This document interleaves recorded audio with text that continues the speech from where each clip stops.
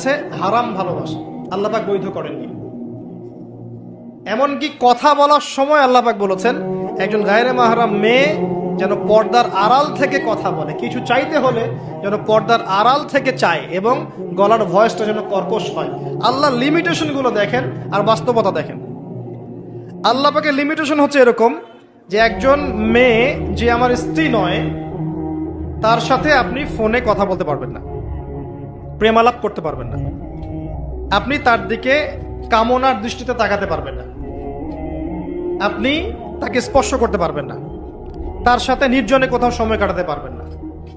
আল্লাহর বাইন্ডিংস গুলো দেখেন। একজন নারীর সাথে ফোনে কথা বললেই কিন্তু সেক্সুয়াল সম্পর্ক হয় না, হয়। একজন গায়রে মাহরাম মেয়ের সাথে যদি আপনি বসে কফি খান তাহলে কিন্তু যৌন সম্পর্ক স্থাপিত হয়নি, এখন হয়। তারপরেও আল্লাহ রাব্বুল আলামিন বলছেন ওয়ালা তাকরাবু জিনা, এটার নাম আল্লাহ দিয়েছেন জিনা, আর বলছেন করো না এমনটা নয়, বরং ধার কাছেও যেও না। মানে একটা সীমারেখা দেয়া আছে, একটা মাঠ, এর চারপাশে একটা বাউন্ডারি দেয়া আছে, বাউন্ডারি পর্যন্ত।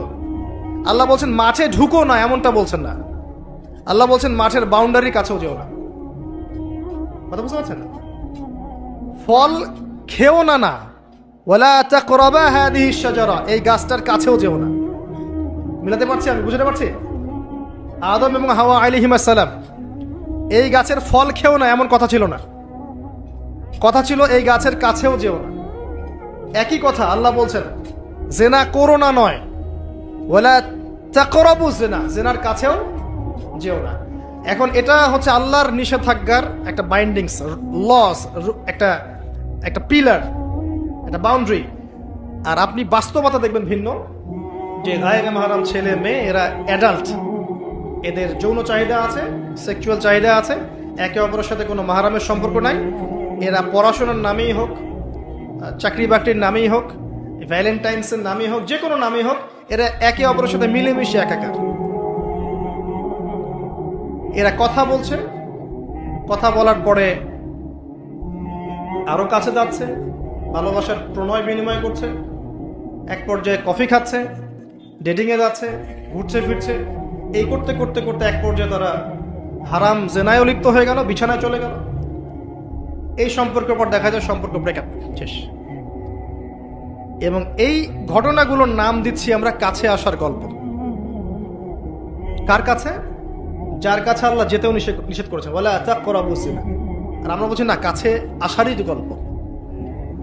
কাছে আসার গল্প হতে পারে মায়ের সাথে, মায়ের কাছে আসার গল্প হতে পারে, স্ত্রীর কাছে আসার গল্প হতে পারে, আমার সন্তানের কাছে আসার গল্প হতে পারে, দেশের কাছে আসার গল্প হতে পারে। কিন্তু হারাম জেনার কাছে আসার কোনো গল্প হতে পারে না। কি হতে পারে? জাহান্নামের উপন্যাস হতে পারে। কি হতে পারে? জাহান্নামের আমল নামার একটা উপন্যাস হতে পারে। উপন্যাস বোঝেন না? আল্লাহ পাক এই যে কিয়ামতের মাঠে আমল নামা ছুঁড়ে দিবেন, ছুঁড়ে দিয়ে আমল নামা ঘুরতে থাকবে, কারো ডান হাতে কারো বাম হাতে।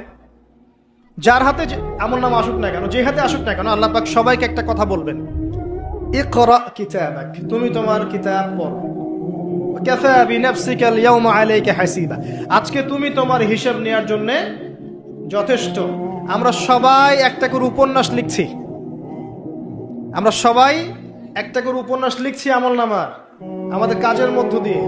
আর এর চেয়ে ভয়ঙ্কর বিষয়টা হচ্ছে এই উপন্যাসটা আপনাকে পড়তে বলা হবে সবার সামনে। আমার কথা মনে বোঝা যায় না? আমরা একটা গল্প লিখছি আমল নামায়, উপন্যাস লিখছি, যার একটা মোমেন্ট বাদ যাচ্ছে না। এই যে এখন আমরা বসে আছি, এটা আপনার উপন্যাসে উঠে গেছে।